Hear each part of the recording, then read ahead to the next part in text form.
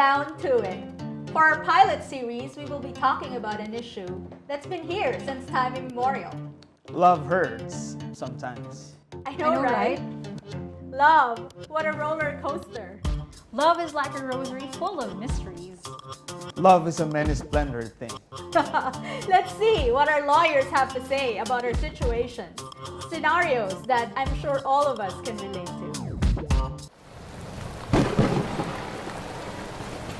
Hi, babe. Oh, babe. Kumain ka na? Oo, kumain kami sa tapsin ng mga ka-office mates ko. Kamusta trabaho? Ayos lang. Yan, tira mo. Babe, hindi mo pa pala hinugasan yung mga pinagkainan? Oo, mamaya na lang, babe. Sige, ako na lang ulit. Mamaya na, kaya bukas na lang. Pwede Ha? bukas yun eh.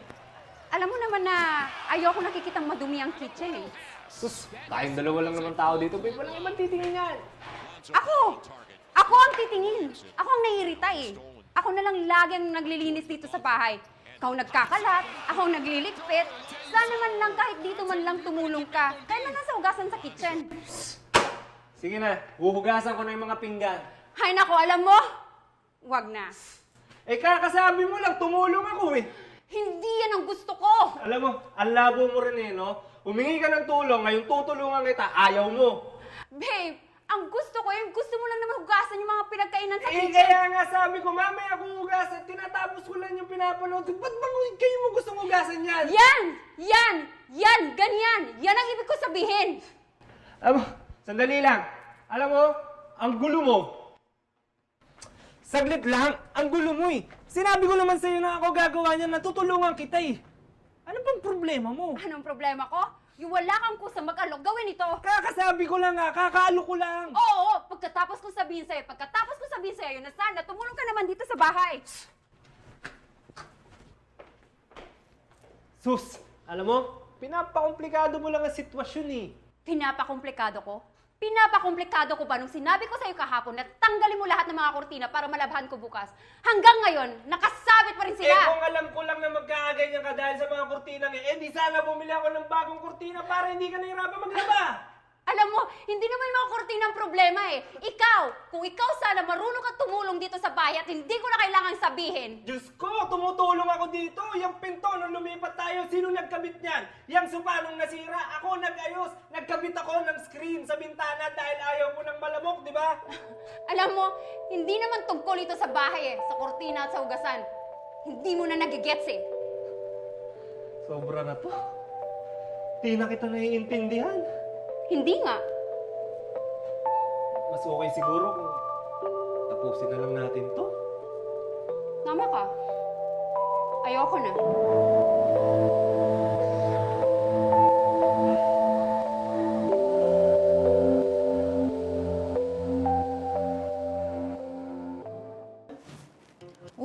Heavy stuff.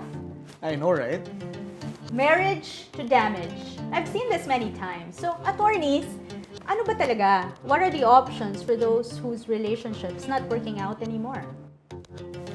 Well, if there are circumstances that would warrant a separation, they can opt for that. But depending on the circumstances in the marriage, and if a ground is present, it will dictate what particular remedy will you take in going to the courts. Yeah. And I just want everyone to understand, just because you wanted to separate doesn't mean that the law will allow you, for one. Yes, there are remedies, but we still have to remember, even if you have grounds, doesn't mean that the court will grant it because you still have to prove it, right? And one of the options, of course, is to stay in the marriage. Yes. Yes, so yung legal separation, attorneys, does that mean na pag naghiwalay kayo, yun na yun? Or you have to file that in court? You know, there are two types of separation in the Philippines. One is separation in fact, meaning to say that you are just legally separated. You are not living in the house together or you are not together in bed. Nagkasundo lang. Nagkasundo Yeah, lang kayo. Pero walang kasong fina-file sa court. When we say there is legal separation, you have to file it in court, and the court, upon finding that there are grounds for legal separation such as infidelity, habitual drinking, then the court will declare you as legally separated. As long as you can prove. As Yes, long as you can there must prove be it. grounds for Yeah. that. So if you say na manginginom, ano ang proof mo? If you say na may infidelity, how do you prove But it that? doesn't follow that when you file it in court, the court It'll will be granted. immediately grant that. Exactly. So, that is one notion na mali ang Pilipino minsan. Sinasabi natin, pag naghiwalay, legally separated na. No. But one of the effects of legal separation, once the court has granted the same, would be separation of absolute community property. That is the property of the spouses. But so, pwede still, siyang separate. married pa rin. But in the eyes of the law, you are still married. That means, attorney, Yes. na hindi ka pwedeng mag-live-in or to be with Yes. someone. Kasi Yes. technically, Kasal pa kayo. kasal ka pa Yes, rin. exactly. Okay. And you cannot also take Marry. another wife and get married dito sa Philippines because you are still married in the eyes of the law. Okay. So, anong pagkakaiba nun sa annulment?